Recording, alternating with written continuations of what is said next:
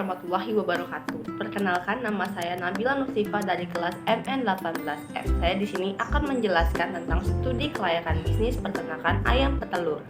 Latar belakang bisnis peternakan ayam petelur. Walaupun saat ini banyak bisnis peternakan ayam petelur, tetapi bisnis peternakan ayam petelur itu sangat menguntungkan. Kenapa? Karena setiap tahunnya harga telur itu selalu naik karena permintaan telur yang sangat banyak. Sehingga jika kita membuat bisnis ini sangat menguntungkan. Tujuan bisnis peternakan ayam petelur yaitu untuk meningkatkan pemasaran telur di Indonesia. Identitas perusahaan. Nama perusahaannya yaitu Peternakan Ayam Petelur Jaya. Jenis usahanya yaitu produksi dan perdagangan. Kegiatan usahanya memproduksi telur ayam dan menjual telur ayam. Alamat perusahaannya berada di Warung Nangka, Kecamatan Ciasem, Kabupaten Subang dengan kode pos 41256. Nomor telepon perusahaan 0821 7765 8832. Luas perusahaan sekitar 2 hektar. Selanjutnya struktur organisasi. Pemiliknya yaitu Bapak Mustafa Lutfi. Untuk bagian keuangannya yaitu Ibu Nina Agustiana dan bagian pemasarannya yaitu Dede Muhammad Lutfi. Untuk bagian pemeliharaannya ada 15 pegawai. Bagian pengiriman ada 6 pegawai dan bagian keamanan ada 4 pegawai. Aspek hukum perusahaan. Nama perusahaannya yaitu Peternakan Ayam Petelur Jaya. Nah, bentuk perusahaannya yaitu perseroan terbatas atau PT, izin usaha atau SIUP 3684587A 558822 2018. Izin lokasi atau SIUP 905 303 46 21 876 6226. Izin perusahaan TDP 06 20 0 08 71056. NPWP 02 414 321 7056 000. Selanjutnya, aspek pasar dan pemasaran. Yang pertama itu pasar sasaran. Pasar sasaran peternakan ayam petelur Jaya yaitu semua kalangan, mulai dari anak remaja hingga orang dewasa. Segmentasi pasar. Yang pertama, segmentasi pasar. Yang menjadi segmentasi pasarnya yaitu semua kalangan. Yang kedua itu targeting. Target pasarnya yaitu ibu rumah tangga. Yang ketiga, positioning. Positioning yaitu menciptakan citra perusahaan yang baik di mata masyarakat. Potensi pasar. Potensi pasar peternakan ayam petelur Jaya yaitu dapat mensuplai telur ke berbagai toko dan menghasilkan telur dengan kualitas yang baik. Pesaing bisa dijadikan tolak ukur untuk bisnis yang sedang kita geluti. Apakah bisnis kita sudah lebih baik dari pesaing kita atau belum? Selanjutnya itu strategi pasar. Yang pertama itu produk. Produk yang kita jual yaitu telur ayam. Yang kedua itu ada lokasi. Lokasinya berada di Warung Nangka, Kecamatan Ciasem, Kabupaten Subang. Yang ketiga itu harga telur. Harga telurnya yaitu 1 kilo 20.000. Yang keempat itu promosi. Kita melakukan promosi. Yang pertama itu melalui media sosial. Yang kedua dengan potongan harga. Dan yang ketiga itu dari mulut ke mulut. Selanjutnya aspek teknis dan teknologi. Yang pertama, cakupan produksi. Untuk mendapatkan telur yang berkualitas, peternakan ayam petelur Jaya merawat ayam dengan baik. Dengan cara membersihkan kandang setiap 2 hari sekali, memberi pangan yang cukup, membuat kandang terbuka agar ayam terkena sinar matahari, karena jika ayam senang maka mereka akan menghasilkan telur yang lebih berkualitas. Selanjutnya itu luas produksi. Luas produksi yang dimiliki oleh peternakan ayam petelur Jaya yaitu 2 hektar. Diisi oleh 2 kandang baterai sebanyak 50 slot. 1 slot kandang baterai dapat diisi oleh 2 ayam. Jika dilihat, memang kandang ini terlihat sangat kecil dan sempit, namun cukup untuk 2 ayam. Ayam petelur efektif dipelihara pada kandang baterai untuk menghemat gerak ayam supaya energinya tidak habis. untuk berkeliaran kemana-mana dan mereka hanya fokus untuk bertelur. Selanjutnya metode penilaian lokasi. Peternakan ayam petelur jaya bermaksud mendirikan peternakan ayam. Pilihan lokasi yang diinginkan adalah di Bandung, Subang, dan Jakarta. Pertimbangannya adalah berdasarkan metode penilaian value. Di bawah ini terdapat tabel hasil perhitungan metode penilaian hasil value. Nah, dari hasil tabel tersebut, maka lokasi yang tertinggi yang dipilih yaitu daerah Subang dengan jumlah nilai 100. Selanjutnya aspek teknis dan teknologi. Yang pertama bahan baku utama. Bahan baku utamanya ada ayam pulet, kandang ayam, dan pakan ayam. Yang kedua ada bahan baku pendukung. Bahan baku pendukungnya yaitu obat-obatan jika ada ayam yang sakit, timbangan, dan tempat telur atau eggy tray. Yang ketiga proses produksi peternakan ayam petelur jaya. Yang pertama itu memberi makan ayam, kemudian ayam bertelur, setelah itu memanen telur ayam, kemudian menimbang telur ayam, dan yang terakhir yaitu pengemasan telur ayam. Yang keempat, tenaga kerja. Peternakan ayam petelur jaya memiliki 25 tenaga kerja, 15 orang bagian pemeliharaan, 6 orang bagian pengiriman, dan 4 orang bagian keamanan. Spesifikasi pekerja seperti yang ada di bawah ini. Siklus produksi peternakan ayam petelur jaya. Yang pertama itu pemeliharaan ayam, yang kedua ayam bertelur, yang ketiga penjualan telur ayam. Untuk tata letak peternakan ayam petelur jaya bisa dilihat pada gambar di bawah ini. Selanjutnya, modal peternakan ayam petelur jaya. Untuk membuat bisnis ini diperlukan modal sebesar Rp550.250.000. Selanjutnya, kajian aspek finansial. Yang pertama, biaya kebutuhan investasi dengan total biaya 22 juta. Selanjutnya, biaya aktiva tetap dengan total biaya 547.750.000. Kemudian, kedua biaya tersebut dijumlahkan menjadi total investasi dengan jumlah biaya 569.750.000. Selanjutnya, biaya operasional. Yang pertama, upah pegawai dibayar setiap bulan sebesar 700.000 dengan total 25 pegawai. Sehingga total upah pegawai per bulannya sebesar 17.500.000 dan total upah pegawai per tahunnya sebesar 210 juta. Yang kedua, uang makan. Uang makan untuk para pegawai sebesar 12.000 per hari dengan total 25 pegawai. Jadi total uang makan per bulannya sebesar 7.500.000 dan total uang makan per tahunnya sebesar 90 juta.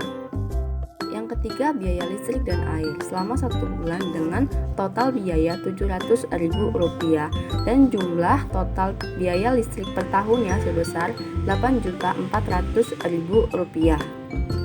Yang keempat, biaya untuk membeli obat ayam sebanyak 500 piece. Satu piece obat dengan harga Rp5.000.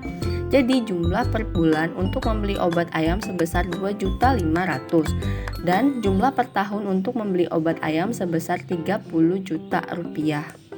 Jadi biaya operasional selama per bulan yaitu sebesar 28.200.000 dan jumlah biaya operasional per tahun sebesar 338.400.000. Selanjutnya, neraca peternakan ayam petelur jaya dengan total aktiva sebesar 888.650.000 dan total pasiva sebesar 888.650.000. Selanjutnya, biaya peternakan ayam petelur jaya dengan total biaya sebesar 2 juta rupiah. Selanjutnya, modal kerja peternakan ayam petelur jaya dengan total modal kerja sebesar 274.250.000. Selanjutnya, penyusutan. Rumus penyusutan sama dengan investasi dikurangi modal kerja dibagi umur ekonomis. Penyusutan sama dengan 569.750.000 dikurangi 274.250.000 dibagi 5. Maka total penyusutannya sama dengan 59.100.000. Selanjutnya, laba rugi. Di sini ada data penjualan pada tahun 2020 sampai tahun 2024. Pada tahun 2020 menjual telur sebanyak 50 ton. Pada tahun 2021 menjual telur sebanyak 60 ton. Pada tahun 2022 menjual telur sebanyak 70 ton. Pada tahun 2023 menjual telur sebanyak 80 ton. Dan pada tahun 2024 menjual telur sebanyak 90 ton. Untuk 1 kilo telurnya dijual dengan harga 20.000 dengan harga pokok penjualan sebesar 10.000. Untuk mencari laba ruginya yaitu pendapatan dikurangi HPP, dikurangi penyusutan, dikurangi THR, dan dikurangi pajak. Nah, untuk total laba bersihnya pada tahun 2020 sebesar 427.900.000, pada tahun 2021 sebesar 525.900.000, pada tahun 2022 sebesar 623.900.000, pada tahun 2023 sebesar 721.900.000, dan pada tahun 2024 sebesar 819.900.000. Selanjutnya arus kas peternakan ayam petelur jaya. Nah, di bawah ini ada data arus kas pada tahun 2020 sampai tahun 2024. Selanjutnya penilaian kelayakan investasi. Yang pertama payback period atau PP. Untuk mencari PP yaitu investasi sebesar 569.750.000 dikurangi dengan kas bersih tahun pertama sebesar 405.671.000 sehingga totalnya menjadi 164.079.000. Karena sisa tidak bisa dikurangi kas bersih tahun kedua, maka sisa kas bersih tahun pertama dibagi kas bersih tahun kedua, yaitu PP sama dengan 164.079.000 dibagi 408.330.000 dikali 12 bulan sama dengan 4,8 bulan dibulatkan menjadi 4 bulan, maka payback period adalah 1 tahun 4 bulan. Nah, payback period kurang dari umur ekonomis 5 tahun maka dinyatakan baik. Selanjutnya average rate of return atau ARR.